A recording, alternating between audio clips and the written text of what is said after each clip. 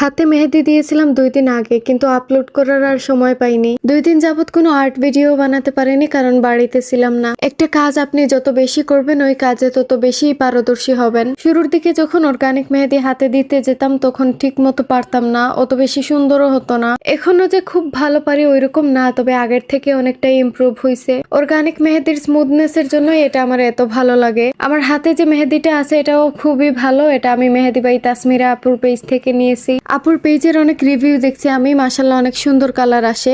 আর আমার হাতেও কিরকম কালার আসলো সেটা তো অবশ্যই আপনাদের দেখাবো। হাত নিচুতে রেখে আমি কখনোই মেহেদি পড়াতে বা পড়তেও পারি না, তাই প্রথম দিকে কুশনটাকে টেবিলের উপরে তুলে নিয়েছিলাম, কিন্তু তারপর দেখলাম যে তাতেও আমি তেমন একটা সুবিধা পাচ্ছি না। তারপর আমি বালিশের উপরে হাতটা রেখে নিছি। আমার নিজের হাতে মেহেদি পড়া থেকে আরেকজনকে পড়িয়ে দিতে আরো বেশি ভালো লাগে, আর নিজের হাতের তুলনায় আরেকজনকে পড়িয়ে দিলে মনে হয় যেন ওইটা আরো বেশি সুন্দর হয়েছে। যাই হোক, তো আমার এই মেহেদি আর্ট আপনাদের কাছে কেমন লাগলো অবশ্যই কমেন্টে জানাবেন। এ পর্যন্ত টাটা।